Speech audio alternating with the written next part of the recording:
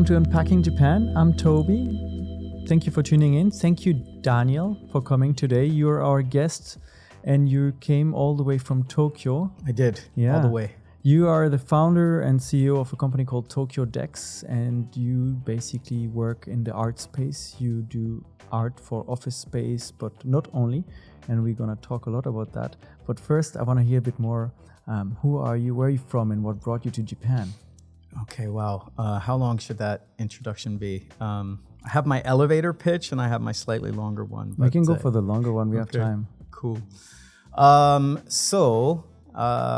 My interest in Japan was pretty broad at the beginning. You know, I had a friend who was listening to Yuichi Sakamoto and who sadly passed away. Not too long ago. That was one of my first references to Japan was music, but he was a bit of a Japanophile. This is a high school friend who was sleeping on a futon in America before it was cool, kind of a thing. Okay. You know, like it was the first one I had seen. He was like, "This is the way people sleep in Japan," and we were hanging out and listening to all kinds of vinyl, because when you listening to, actually I think he found Sakamoto through Thomas Dolby. Who did some work with him, and so he was a real audiophile and somebody who introduced me to music in general. But from that sort of vague interest, we were like, okay, let's study Japanese. And both of us began at the same time. Okay. And were in university together. He never took it seriously. He dropped out after a semester. And it was just kind of one of those things where I kept going, and I had an opportunity to study abroad my third year of Penn State, which happens to have a program, what do you call it? The exchange program? Yeah, exchange program with Kansai Gaidai. Oh, so you actually came first to Osaka. Osaka's home for me in Japan, actually.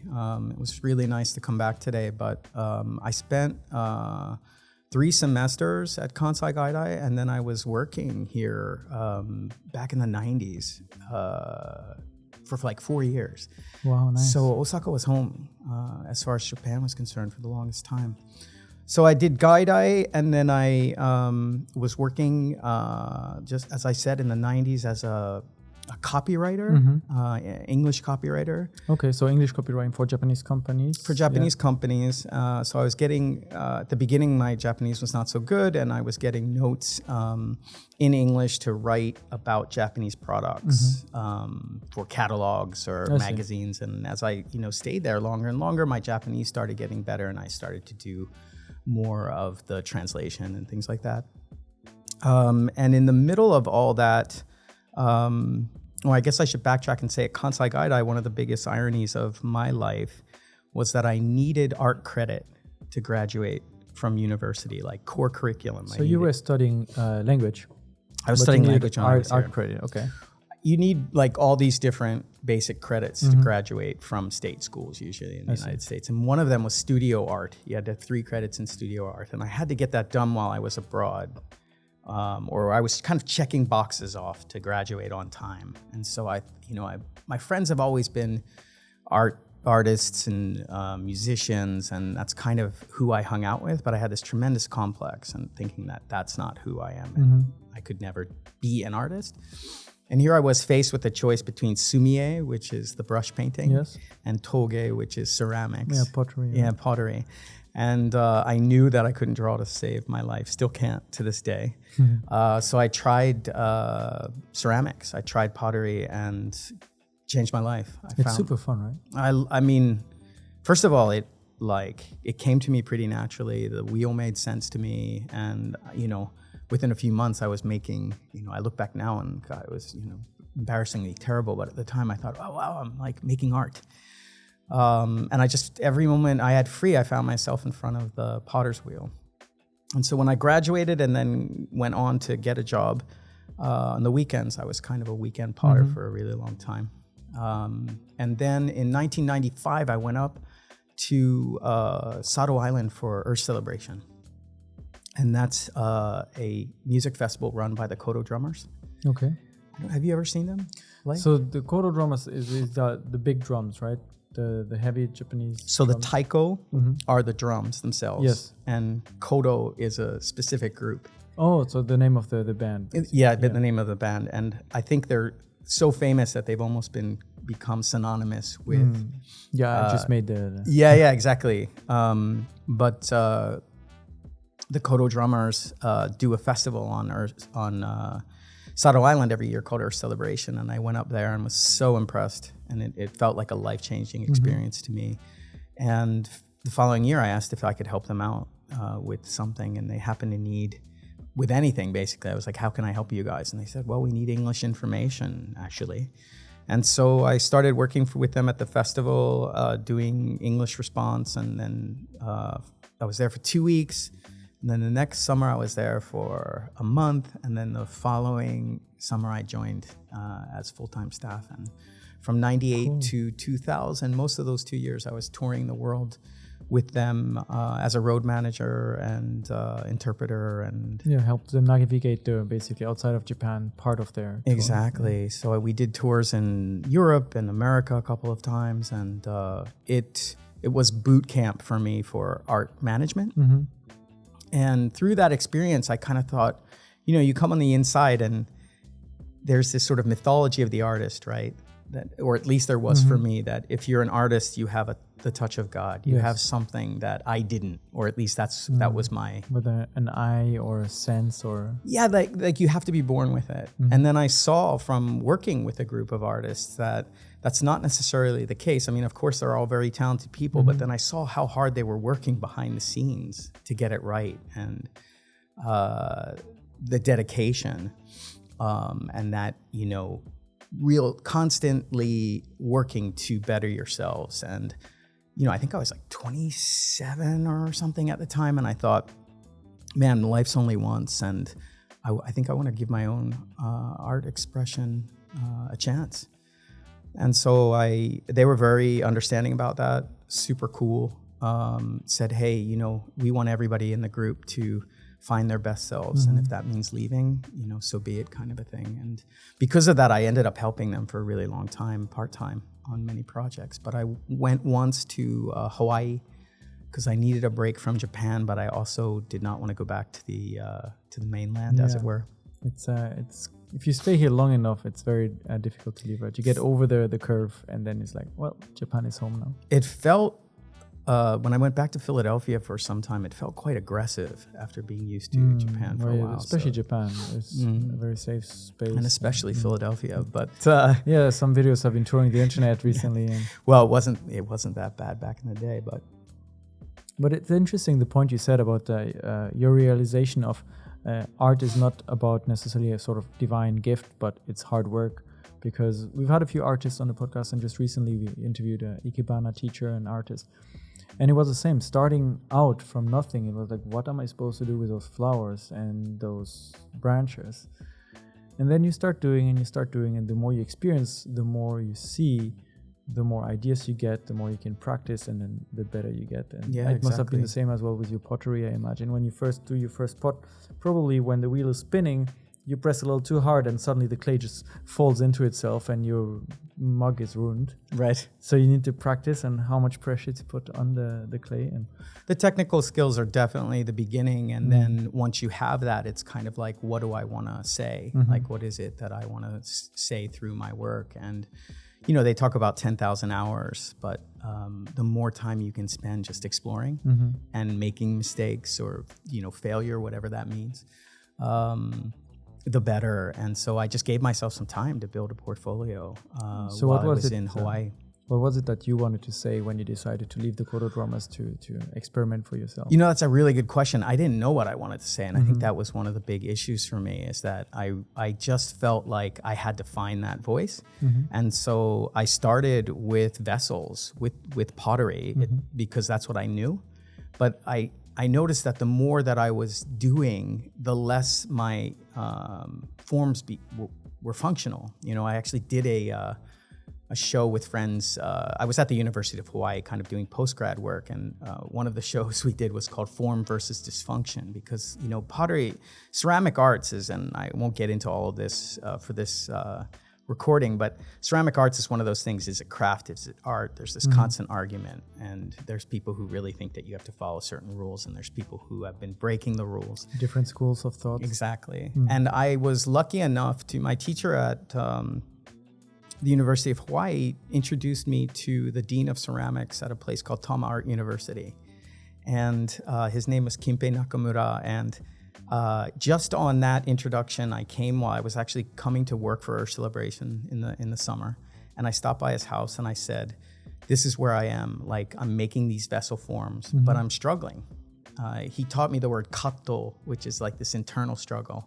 Okay, this so like a fight with yourself. Yeah. And I was like, kato shiteru, because I'm making vessel forms, but they're these giant things, I can send you pictures later, that are non-functional. And why am I so tied to the vessel? And here was a guy who grew up, you say a Kamamoto, like he grew up at the kiln, third generation, family Taniyaki pottery guy. And he was asking the same question. He was like, why are we still doing this?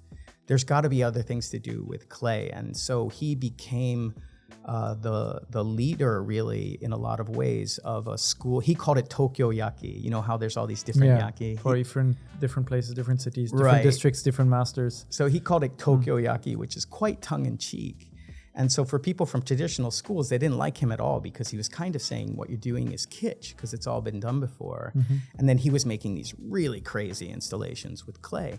But in the 70s, he had gone to California to actually work with all the guys who were breaking down clay at Berkeley. I see. And so he felt this synergy, whereas like I was coming from America and wanted to come to Japan, and I was struggling, and he had that same struggle and found himself in America. Understand a little bit how you felt. And enough so that just on that one meeting, he wrote me a recommendation for Ministry of Education scholarship. That's which cool. I got to study with him at Tama Art University for 6 years. So I did 1 year as a research student, and then I did 2 years as a master's student. And then he actually left, he retired. But I went on to do 3 years to earn a PhD in ceramic art, which is a pretty crazy story when you think about it. Yeah, I mean, just listening to where it all started, from studying languages, coming to Osaka, going to Sado Island to be with the koto drummers, and then becoming a ceramic expert. We have a very beautiful Oriental Ceramics Museum in Osaka. I don't know if you've ever been, but it's on Nakanoshima, actually, not too far from here. You can probably walk here in 15 minutes. Oh, really? But yeah, that's super interesting. And so this is how you got to Tokyo, basically. So yeah, in 2003, I started at Tamabe, at Tama Art University. And I was there for 6 years, and I was in school, but I was 10 years older than everyone else because I had gone into the world and I had made my circles and I had worked with koto, and and in Japan you graduate and then you go right to grad school. Yeah, you follow the steps in order. And I don't know, I think Europe's probably the same, but in America, they won't usually take you unless you're absolutely phenomenal right out of undergrad. For a master's degree, probably they will maybe take you. For PhD, usually you need to have some kind of additional experience. Sure. So, everyone else, I was, I guess, in my early 30s at the time, and everyone else was really quite young and just doing whatever their kadai, what do you say, like their assignments, right? And I was kind of like, guys, we got to get out into the world, like the art is happening out there. And there was just this really weird disconnect. I was coming from Hawaii, where there's a lot of nonprofits doing artwork or galleries doing shows and things, and it was based completely on merit. You went, you showed your work. If they liked it, they gave you a show. And, there was some part of the sales that went to the gallery, but there were always places to show your work. If it was a cafe, wherever it was. Yeah, people, like local communities are basically being very active about this, right? Exactly. And so I come here and people were renting galleries to show their work for outrageous sums of money. Especially if you consider that usually artists that are just starting out don't necessarily have funds to rent an entire Exactly. gallery, right? Yeah. So at the time, they were like, "Yeah, I'm gonna spend Nijima my $2,000 renting this Ginza gallery," and I was just like, "What are you talking about?" It was such a bizarre system to me. So I don't even know if the word disruption was being used at the time, but there seemed like there was so much room for disruption within this kind of art market. And we just kind of started going and talking to local cafes and saying, "Hey, you guys have walls, we have artwork. Can we work something out where we just show our work here?" And people were quite responsive to that because it's kind of like a no-brainer in a lot of ways. But I think it's hard for Japan to catch up sometimes on some of these things if it hasn't been done before. What you describe is very interesting, though, because art is a creative scene. It's a place where you bend rules, you express yourself.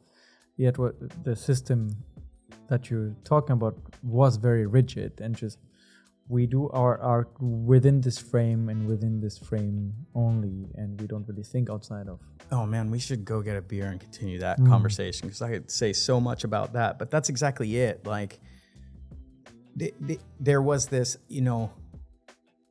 I felt like there was so much more to be done by sort of breaking the rules and doing things differently. And every time I went out into the world to do something, the message seemed to be, do your assignment, Do your kadai. Yeah. And, I may have created some waves along the way with not necessarily agreeing with that. But, that narrative defines kind of everything that I do. There were two things that happened in school that I think really informed the way that I'm doing the work that I'm doing now. And one of them was that I watched as people who were in this insular environment doing their kadai all of a sudden graduate and had not been prepared for the world at all. And there were no opportunities and for them. If they don't have artists. an assignment, they don't know what to do. So there's some of that.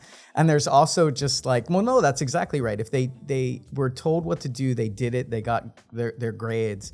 But then it's like, well, how does that relate to the real world? Like what the things that I'm making, for lack of a better term, like how do those become products or services? Like if there isn't an outlet to buy the artwork that I'm making, then what exactly am I doing? And 90% of the time, the answer was, well, you're not. You're going to go get a job in another field. And you're going to continue this as a hobby.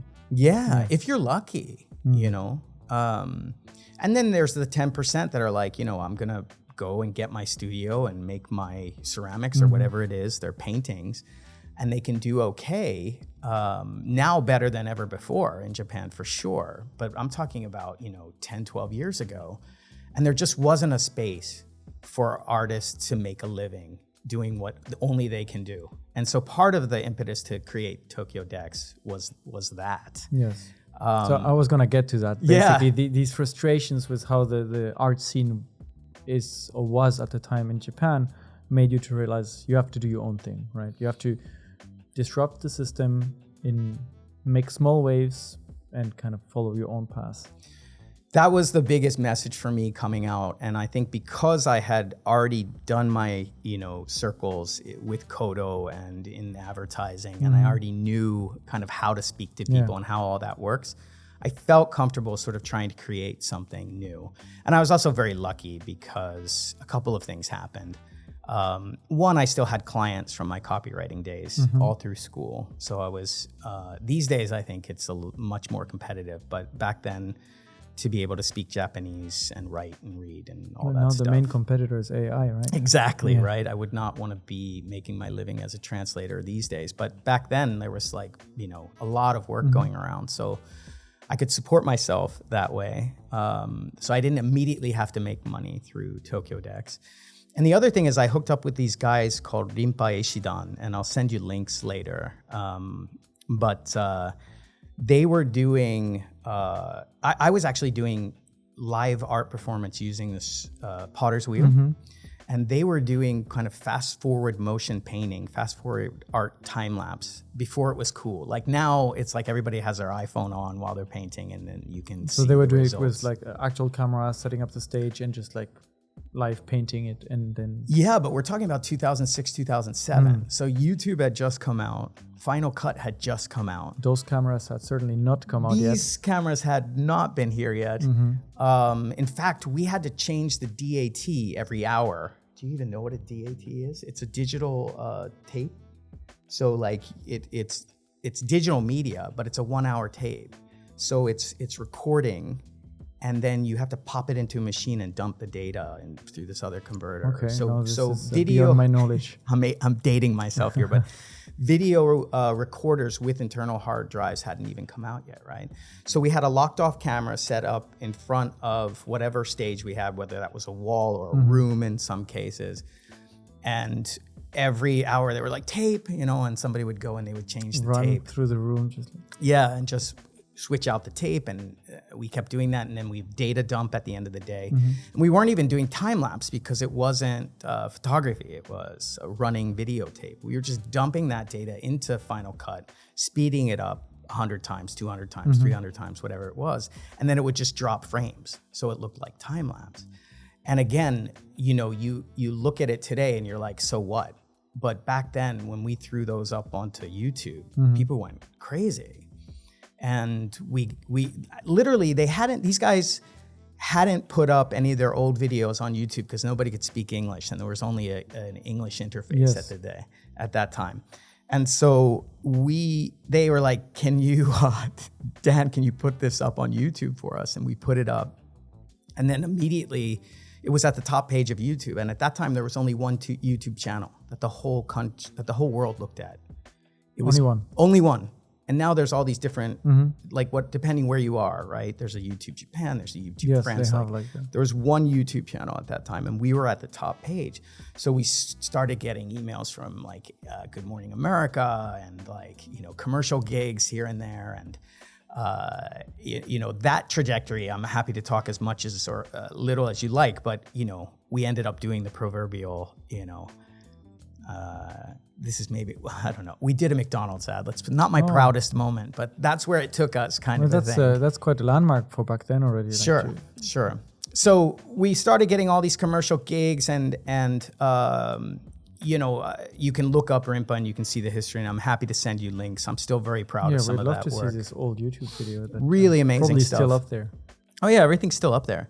But the key thing was that when they did go and make a YouTube Japan channel and a YouTube France channel, and they'd split it, not just to one YouTube channel, but a different one for every country, they asked us to make the Welcome to YouTube Japan video.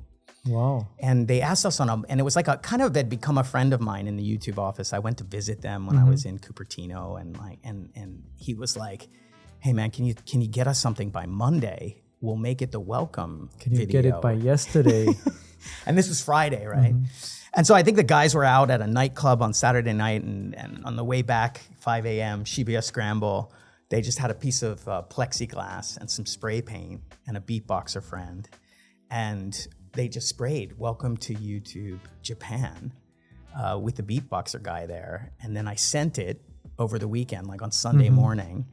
And then on Monday, they launched YouTube Japan, and that was the top page. So it was of everything that I've done, probably my biggest claim to fame is that I was the person who uploaded, zero video, like 001 video onto YouTube Japan. The very first one. The very first video ever on YouTube Japan channel. And then we were able to monetize it halfway through. And it was parked at the top of the page. So it has 144 million hits on it. So we'll find it. You can do the math.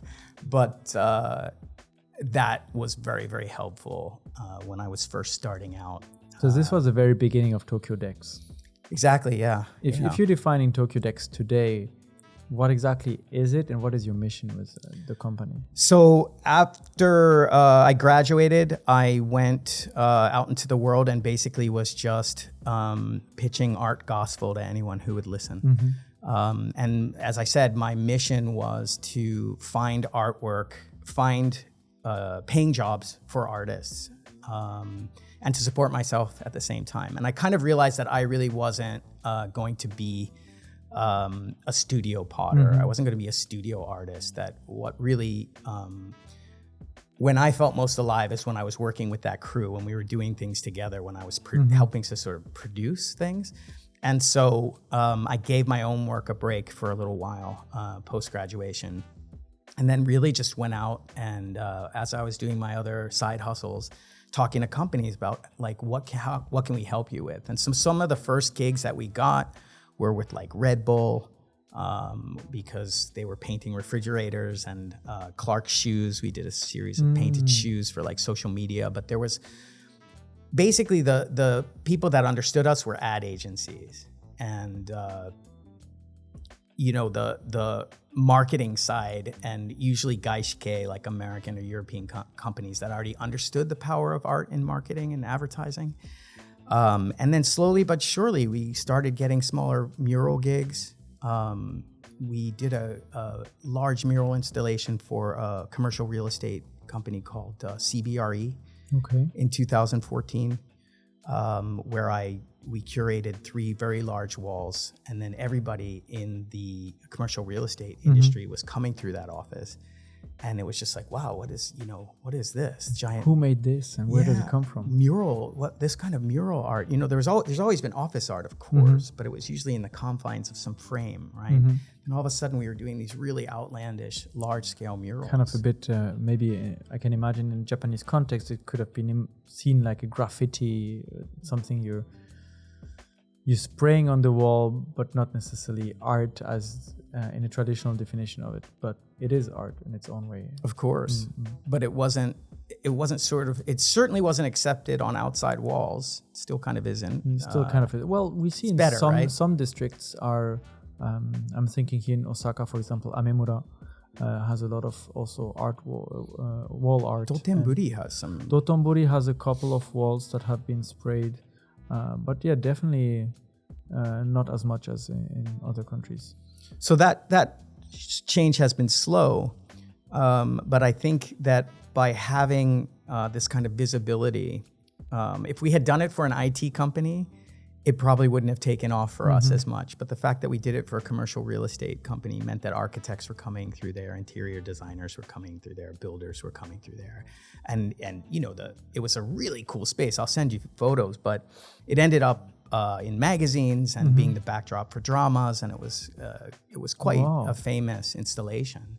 And so then we just kept getting more and more work, and I think we were really on the ground floor of the movement that has become, the office art movement in Japan. The demand for it now compared to 10 years ago when we did that CBRE project is just overwhelming. So let's talk a little bit about Japanese offices for a little bit. Okay. Because you're doing office art, and you said your company, or at least the office art branch of it, really took off after this commercial real estate company did it, because architects, designers, people that are already somewhat art oriented saw this and were like, this is cool. If I now think of a traditional Japanese office, I picture something like we see in a city hall: gray walls, old gray clunky desks, lots of piles of paper, very bright and dim lights. I have 2 questions. Okay. How do you turn this into something that's like fun to work in? And also, how do you approach people to get them to understand that it will be fun to work there if the space is more bright and more artful and colorful? Because you need to change a lot of people's minds first. For sure. So we talk about 3 kinds of spaces at TokyoDex: lean spaces, enriched spaces, and empowered spaces. Okay. So your lean space is what you were talking about. That's City Hall. That's a Showa, old school kind of way of thinking, that you want to get anything that doesn't directly support work efforts shouldn't be there. So you don't want game tables, you don't want artwork, you don't want anything that's in the way. So you're going to have white walls, you're going to have your whiteboards, you're going to have your desks, you're going to have your pencils and papers and pens, and nothing that distracts. And then people started to realize that actually you don't want a dreary space to work in. You have to create good spaces if you want to attract good people. And this whole idea of talent branding has become so important. And now, especially in Japan, where if you don't create great spaces, great people are not going to come work for you because they have other options now, right? So enriched spaces are where the people at the top come and say, okay, we're going to make a really, really cool space, and it's going to have game tables, and it's going to have great food, we're going to have snacks, and we're going to have programs and whatever it is. And I can show you the research, but from lean spaces to enriched spaces, productivity goes way up.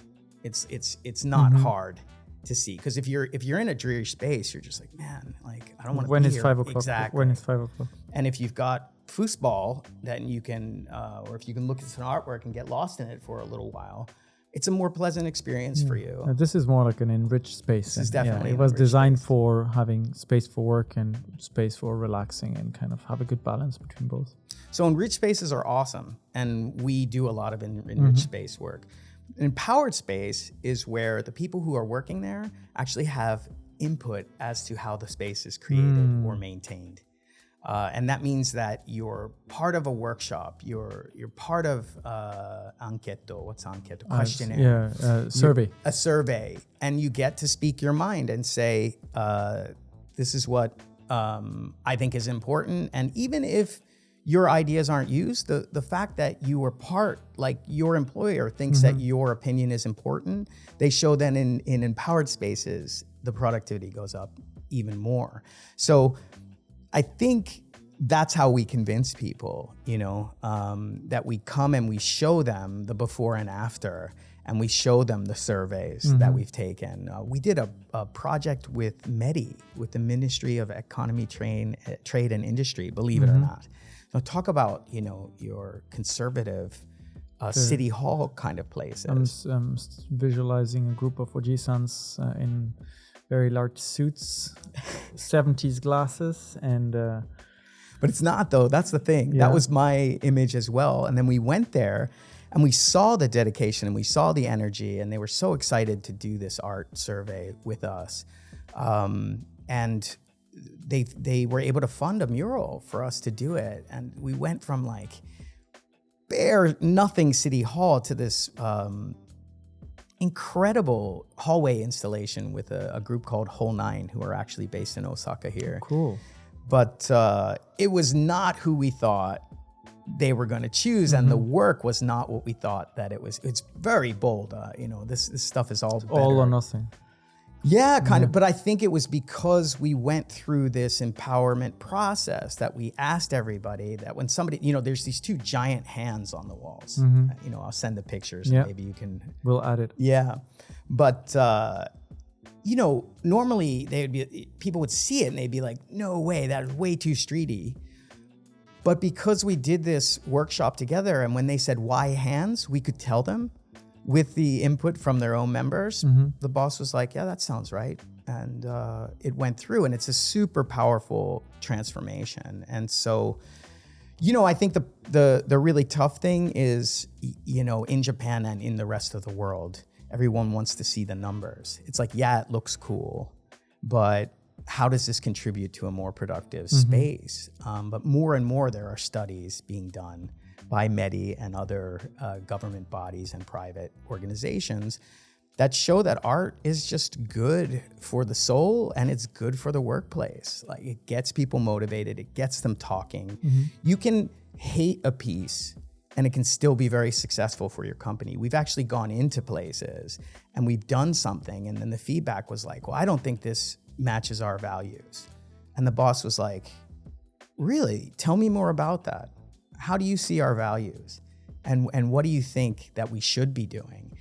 They would never would have had that conversation without the artwork there. Yeah, the art is a start of a conversation, right? You see people walking through a museum looking at something, like, what do you see? What do you see? Exactly. And it's a space where you're allowed to have an opinion without fear of being judged on that opinion. I think for everything else, like, what do you think we should do with our new marketing budget? Everybody's going to look at each other, and I don't want to answer that question. What do you think of this work of art is not threatening? There's no right or wrong answer to that.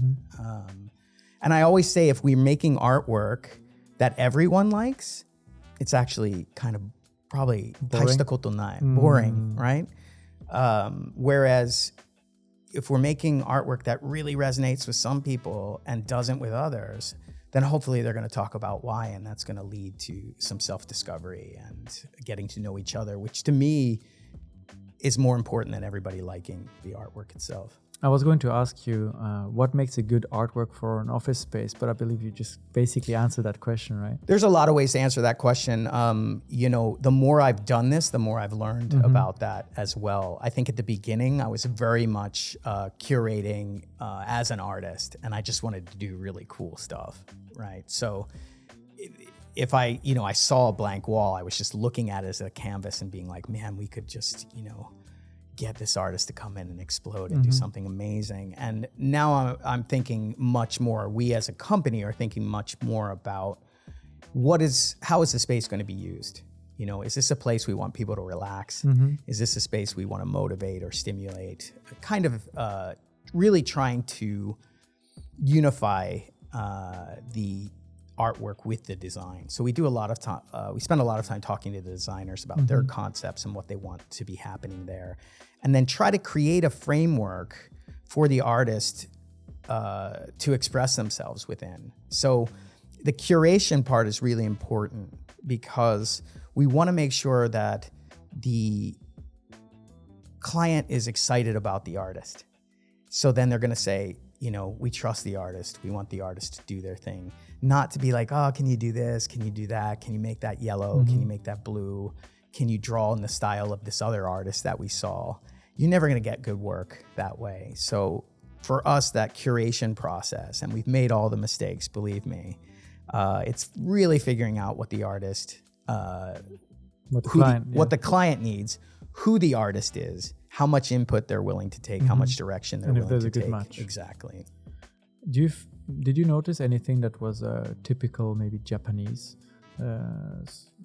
specific requests that came regularly for office spaces, that we want it to be like this, or we want to have these values reflected, that made you think a little bit, oh, this is interesting. This seems to be quite common here in Japan. I think the things we find in common that are the most frustrating is this general trying to make everybody happy. The groupthink is really difficult sometimes. And there's all these different teams and we're getting different input from everybody. And it's like, oh, but we haven't asked Suzuki-san yet kind of thing. And we have to go back and then Suzuki-san flips it on its side and it goes to somebody else. And I feel like that process is a great way of elevating communication, but this sort of this consensus that has to happen, I think maybe is a little bit stronger than it would be in the West, where somebody would be put in charge of it and they'd make some decisions, But one of the funny things that I've seen is that if we're working with gaishike, if we're working with foreign companies in Japan, all of the foreigners want to do this, this Japanese feeling with shoji and the bonsai tree maybe. And exactly. And all of the Japanese people are just like, guys, we don't grow up with kimonos on the walls and I have the exact same discussion with my fiance where we are planning to renovate an apartment now, and I would like to have a room that has some elements of wa. And then she's like, can we do it European style? I'm like, well, I grew up in Europe. I'm like, Sure. So it's interesting to see the reverse kind of interest in. Yeah. There's a lot of that, and it's hard. I feel like we're often sandwiched between the local teams. If it's a foreign company, the foreign office that's sort of in charge of design, and the local team that is actually going to work in that space. A lot of coordination to do, right? And, we do workshops where we bring people together to talk about these things and to do some, art exercises, to do a bit of a left brain, right brain switch and to talk to each other. And it could be something like, grandiose, like what is the mission moving forward? Or it could be like, what does collaboration mean to you? That could be the subject of the workshop. But then we, get everybody to discuss these things. And then at the very end of the workshop, we pull out keywords and have each member do a little illustration, like if it's diversity, maybe there's a bunch of different animals or something representing diversity. And then we bring those visual cues back to the artist to create the artwork. And that's one of the ways that we create empowered spaces. Like we take the input from everyone and put their ideas up in the wall in the form of artwork. But with companies that have the vision to do that, to say, you know what, I really want to get our local team talking to the foreign teams. Can you help facilitate a workshop that way? I feel like everything works better from the beginning because they have the inclination to do that. The exact opposite of that would be where they feel like they're in competition with each other. And so you have people sort of vying for their opinions to be heard. And it's not a great space to do anything, I think, within that environment, but it's certainly not a great space to make artwork. That's quite interesting because it seems like everything you've been doing and sharing so far is a constant evolution. And it's like one thing leading to another. And now hearing you talk about you doing murals for companies, which actually turns into a whole process of team building and bringing people together around art and kind of discuss it, exchange over it. And I feel like this is something that needs to happen more in Japan, generally speaking, because what you described is quite common. I feel like people not communicating necessarily on another level than work, and that creates a bond. I think, like anything else, my running joke for Japan is, things will come, there'll be these world trends and Japan will feel like, okay, like we have to better understand that. And innovation was a really big keyword. I think it still is. Now maybe AI or ChatGPT. And we see all those books in the library, ChatGPT. 5 years ago, it was innovation, right? And so we literally had a company, talking to us about innovation, and they were like, okay, we got to write the innovation manual now, Okay. And it's just like, I don't even think that person understood the irony of what they were saying. The whole point of innovation is there is no manual, kind of a thing. But I felt that in the work that we're doing as well. Art thinking was kind of a big buzzword, and then inclusion is a big one right now. But people don't know how to speak about diversity and inclusion. They don't even know how to start that conversation or necessarily what it means. And so I think that our workshops are a way to leverage this art creation process to get people talking to each other and to make them feel included in a process. And it's all about communication. I think that's probably one of the most important things in the workplace. And because we start our workshops with, making collages and doing drawings and kind of things that bring you back to when you were a kid, we really flatten the playing field. And so then people feel much more comfortable to speak their minds within that context and that environment than they would in a weekly meeting or something. So it seems like you have a lot of work to do and still left, but also with everything you've done, I can imagine that there have been a lot of challenges along the way. We've talked a little bit about the aspect of maybe convincing people and kind of getting them to see the data that would push them to agree to work with you. But what were some of the other challenges that you faced when starting the company? I think we're, still now a project-to-project company.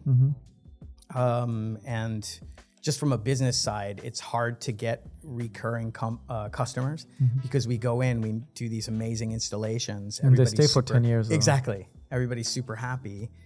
And then, they stay for 5 or 10 years or whatever it is. And so most people who have really happy customers get repeat business, but we're really, a lot of our business is limited to the move-in process.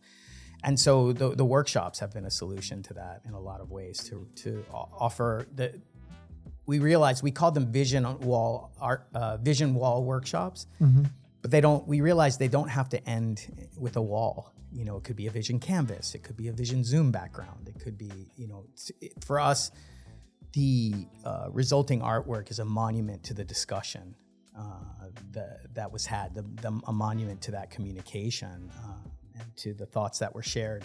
But it doesn't matter what it is in the end. And so slowly but surely kind of building more products and services, for lack of a better word, that without, selling out, right? Like it's this really hard balance. I have had people who don't understand the process of art. And it is a commissioned piece. So we understand that. We understand that we might have to take color direction. We understand that there's going to be a conversation and maybe a drafting process. But at the end of the day, if you want something truly unique, you have to leave the finished product up to the artist. Because if you over-direct artists, each time you go back and forth, they lose motivation. And at the end of the day, what you want is a motivated artist who's going to be excited to help you express your brand identity through their own style. And that's really where we continue to have challenges with clients that want to over-direct and they want control and they want what's in their heads. They can't relinquish that to us or to anyone else. And, it's one thing when you're like, not that sofa, this sofa.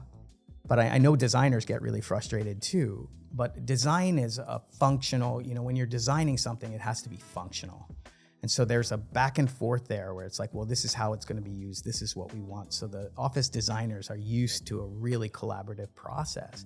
And for us, our whole thing is like, we will collaborate with you at the curation stage as much as you want to make sure that we're matching you with the right art and the right artist. But after that, the more you let go, it can't quite say hands off because a lot of clients have to show their boss something, But my message is always the less involved you are in this process, the better the finished result will be. Guaranteed. There's just no question in my mind about that. And, there's been, to me, I find it quite challenging sometimes in Japan because there's this sense of a client-vendor relationship. That comes up, I feel like, where it's like whoever's paying has the upper hand. And I understand that, like, in the rest of the world, it works that way as well to a certain extent. But I feel like there's more of a mutual respect. It's like, yes, you're paying, but our goods and services are commensurate with that. And so just because you're paying, it doesn't mean you get to be rude to me, or you get to disrespect our process, or you get to say not like this, like this. And I've walked away from some jobs when they got to a certain stage where they were like, no, we want to move that tree over here, and the sun shouldn't be blue because suns are yellow. And I was like, okay, I think you've misunderstood what it is that we do. We're not going to sit here with you and design what is in your head. We're showing you drafts so that there's no surprises on day one, that we're checking color, we're checking, a general layout. But if you want somebody to work with you for what's going on to recreate what's in your head, then you don't need us. You don't need the artist. Please find a designer who's going to help you bring that into fruition. And I've actually walked away from large sums of money mid-project because I didn't like the way we were being spoken to. I wasn't fond of the disrespect, but it wasn't that. It was more that I knew in the end the work wasn't going to be good if we kept going. They will be paying for a service that you're not offering. Exactly. Or if we did push the artist in that direction, the artist would show up and just be like, okay, where am I painting? And you don't get good work that way. And I've done this, I think I've said that 3 times in my career. I think you don't understand what it is that we're offering. What is the response then?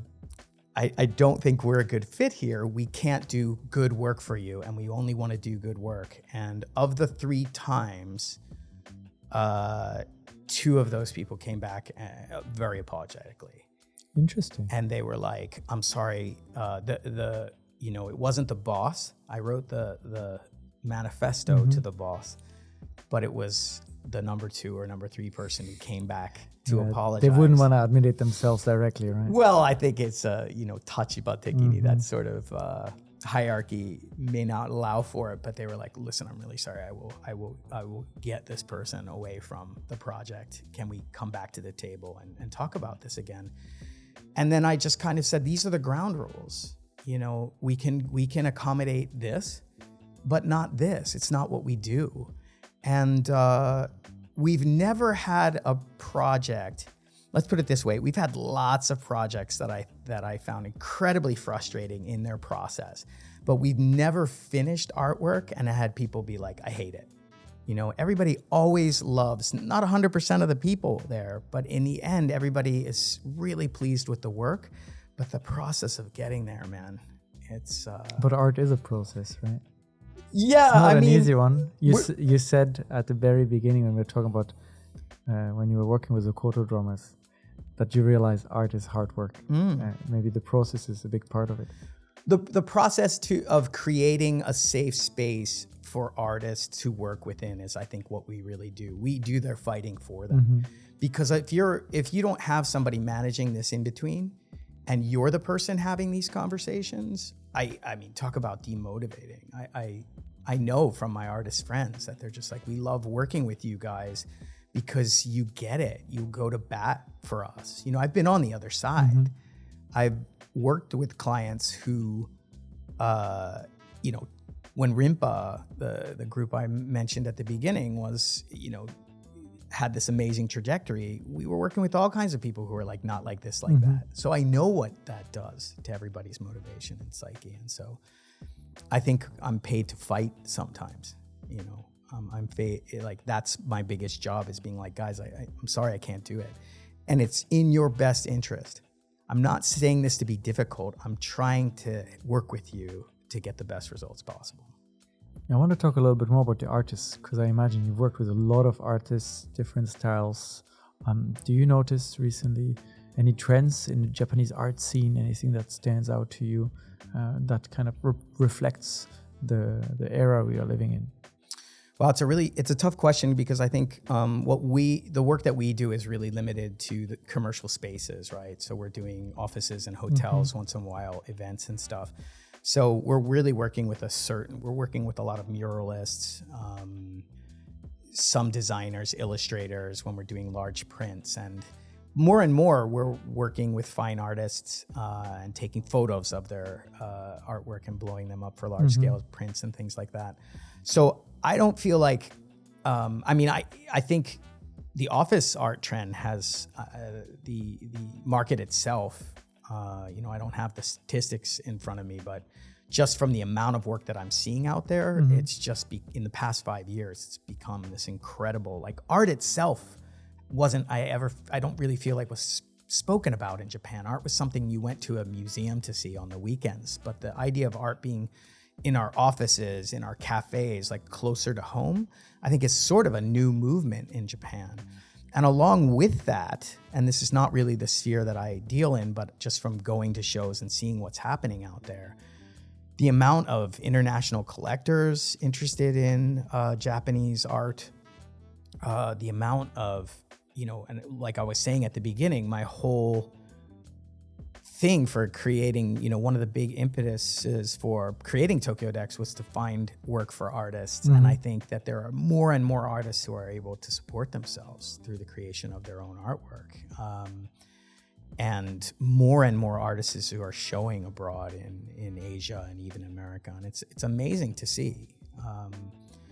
It's a shame because I can't afford some of my friends that I came up with. I can't afford to work with them Too anymore. popular now? Yeah, but it was the kind of thing where, back in the day I'd be like, hey man, I got $3,000. I'll give you 2 and I'll take 1 and we'll go do this event, kind of a thing. And they were like, okay. And now I'm like, oh my God, I wish I had kept that piece. What would it be worth today, kind of a thing. But, I think we've helped launch certain artists' careers in a lot of ways, and we also have these privileged relationships with them where, we're able to pull things off nobody else could because they're all friends, But in general, I would say that the art scene in Japan right now is booming compared to what it used to be. Even just the number of art fairs that you're seeing and art events and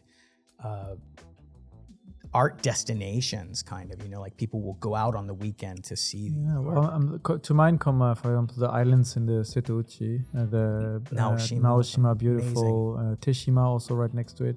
But even like close to Tokyo in Hakone, yes, they have that beautiful outdoor sculpture museum. Yeah, outdoor sculpture, but they have other museums right in the valley and more and more scenes like this.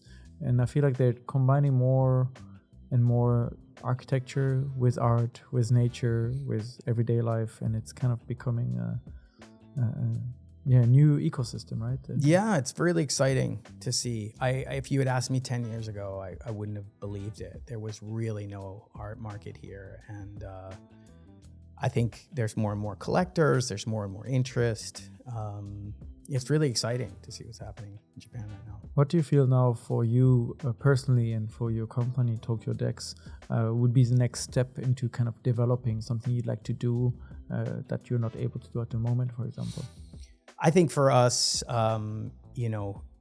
we have our biggest strengths, I think, are that we've done so many of these installations.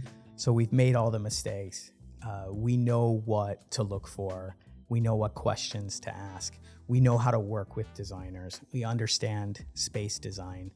And we have these amazing relationships with artists. And I would love to share some of that talent with the rest of the world. So I would really love it if our next project is in Singapore or in Taiwan, or America's kind of can be kind of difficult. I've done a bit of work there, and maybe because it's home, but I found some of it a bit frustrating. But I feel like Japan is so hot in terms of manga, anime, like just the general interest in Japan, Japanese culture is so high right now.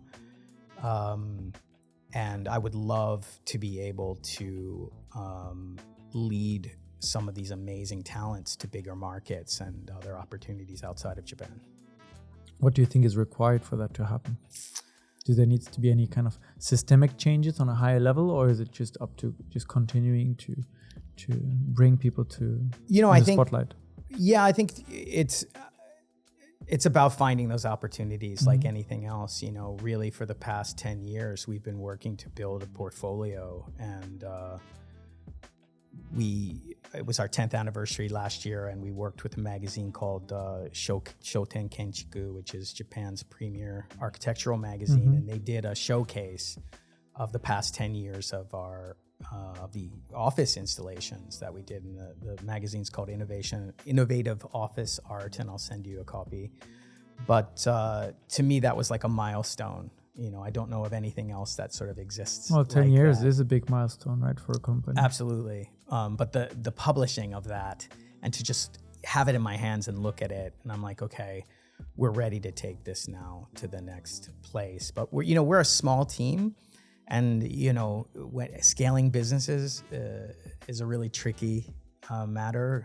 Okay. Well, yeah, you need people if you want to manage more people. And, right. Yeah, so there's that whole balance. And I really think that for us moving forward, we're going to be looking at really choosing the work, taking a more boutique approach where instead of like volume and like if it's office art, we want it because that's our thing. It's more like, okay, let's pause for a minute and let's like really talk to the client about what are their goals and like let them know who we are and our approach and the way that we think about the artwork. And are you going to give us the freedom, and is there going to be that respect? And having some of those conversations and really being able to choose work, I think, is super key to keep everybody happy.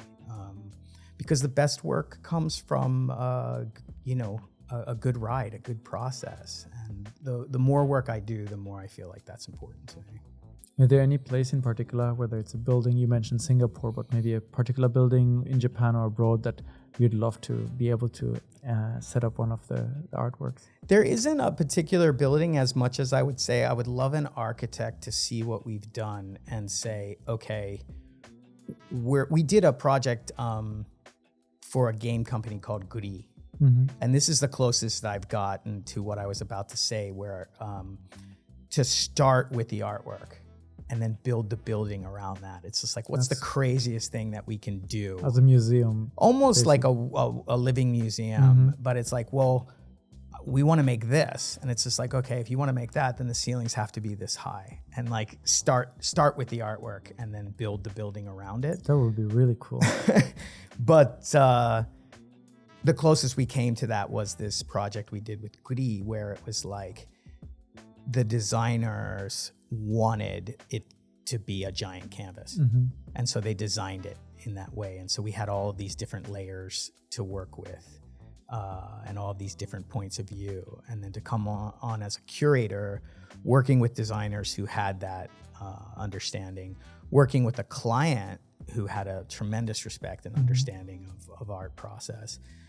I mean, I'll show you the I'd love photos, to see that. but it's one of the boldest, craziest things we've ever been able to do. And I mean that in the best way. Now, you've been in Japan for quite a few years, and you've started your company now 10 years ago. And with all you've done from copywriting, translating, and working with Kodo drummers, starting your company, developing the art scene, looking back on it all now, do you feel like your perspective on Japan has changed a lot from your initial experiencing a futon at your friend's place? Wow, that's such a deep question. Yeah, it's totally changed. I mean, this is home now. You know, it's I've been here longer than anywhere else at this point. And I think I went through this stage where, you know, when I was learning the language, it was so important to me to show off my language skills and to like be accepted. Like, why won't, you know, I love it here so much and I speak the language so well. Why is everybody still coming up to me and speaking in English? And when am I ever going to be accepted as 100% Japanese, whatever that means? And now I'm at this point where it's just like, why would I want to be Japanese? It's such a rough ride, I feel like, having to follow those rules all the time. You know, I love Japan because people follow the rules, right? It's like such an orderly society and everybody's so respectful of each other and give each other space. And like, I love so much about that, but it's also quite rigid, right? Yes, it is. And so, you know, I realized that I've got the best of both worlds. Like, I can pop into Keigo, I can go into that whole scene and you know, get the work done. I have the language skills, I have the cultural skills. Within the meeting, and then you get out and you're like, all right. Or even in the meeting, it's just like, oh, you know what, guys, I'm sorry. Like, I don't really understand what's going on here. You know, me being a foreigner and all. And I understand exactly what's going on, and what's going on is bullshit. And I'm gonna call it, but I have the gaijin card in order to do that. And I actually think that it's a really important space within society, because a lot of times Japanese people can't call each other on their bullshit. I don't know if I'm allowed to. Yeah, that's totally fine.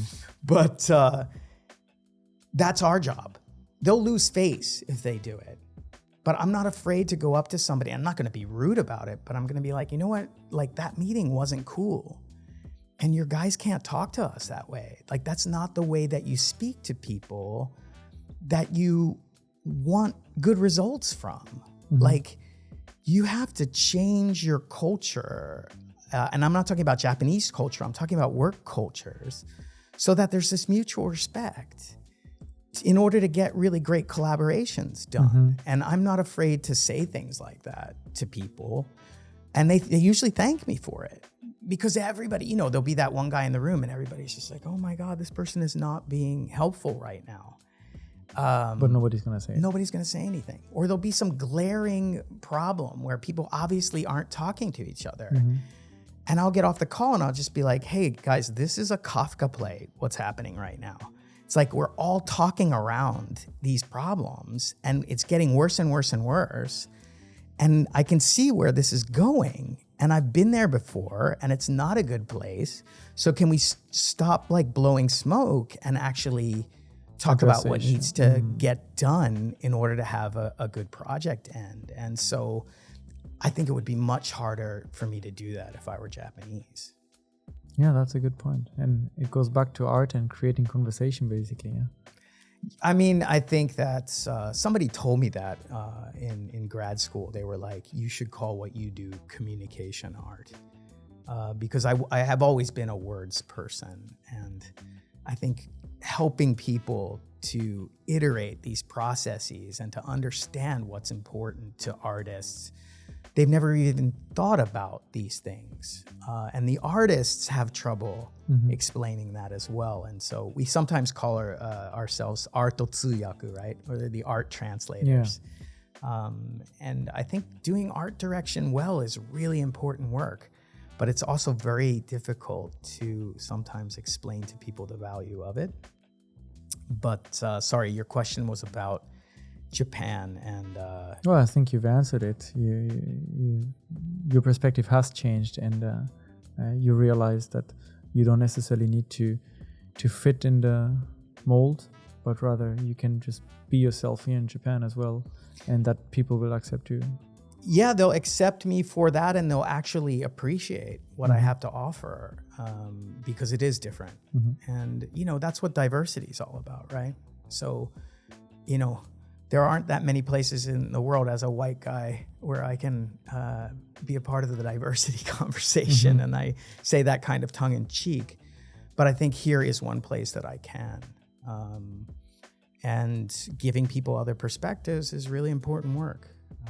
And that's what we do. So, well, Daniel, thank you very much for sharing. I think this was a very interesting conversation too. Certainly learned a lot, and you have a big mission ahead. I certainly do, yeah. To develop TokyoDex, but most importantly, to get the communication around art going, because it is important. Thank you very much for coming today. Thanks for listening to me blather on for the last hour and however long it was. But do you feel like there's one point or so that we haven't addressed that you would have liked to share with us? I would say, give yourself the time, whatever it is that you want to do, like give yourself the time to do it. Right now I'm in a phase where a lot of my team are, not a lot of, but some members of my team are moving on to other things. And there's always like this, oh God, I feel so bad that I'm leaving. And I think Kodo was the same way with me. They were like, wow, you're going to go study art and it's because of us. They were sad to see me go, but there was a sort of celebration in that. And that encouragement was so important to me that when members of my team are like, I have this dream and I want to do this, I'm like, if that's just, I hate to lose you, but if you want to go do your thing, like go give it that 10,000 hours or go give it the time that it needs and go, it sounds trite, but go follow your dreams and maybe like be encouraging to other people. I can look back at certain conversations and if on the other end of that conversation, somebody had been like, man, I've seen your pottery. You got nowhere to go. That might've been all it took for me to just be like, oh, you know what? You're right. And then not have gone on this journey that I went on to. And I didn't become a ceramic artist or that wasn't the end trajectory of my career, but it brought me to where I am today, which is a pretty magic place. And so I look back and you can look at both, the times that authority figure in your life said to you, I don't think you've got it. And then you internalize that and believe that, and that becomes your truth. And the times that people, whether it's your parents or your friends or whoever it is, have encouraged you and how important that is. So maybe my message to everybody would be like, let's encourage each other to live our dreams and to take those risks. And I think it's an amazing time for disruption in Japan. Like Japan is going through so many different changes. Things are going to be so different 10 years from now. So that I hope that are we Gen Z now coming up? I forgot. I'm lost. Whatever as well. this Gen generation Alpha, is, something. I think they're going to have so many options, and they're going to be battling against, a sort of bit of a conformist society. So there's going to be these shifts that are coming up.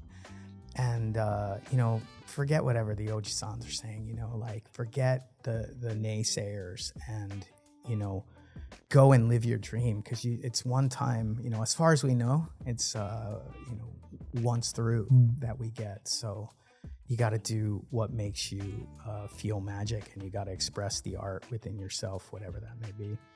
I think this was a very beautiful message. Thank you. And I hope that many of our listeners will get to hear it very soon. Thank you very much again for coming here, talking with us. This was Unpacking Japan. I was your host, Toby, and Daniel from TokyoDex. We'll see you again next week. Thank you for listening. Thank you for watching. Bye.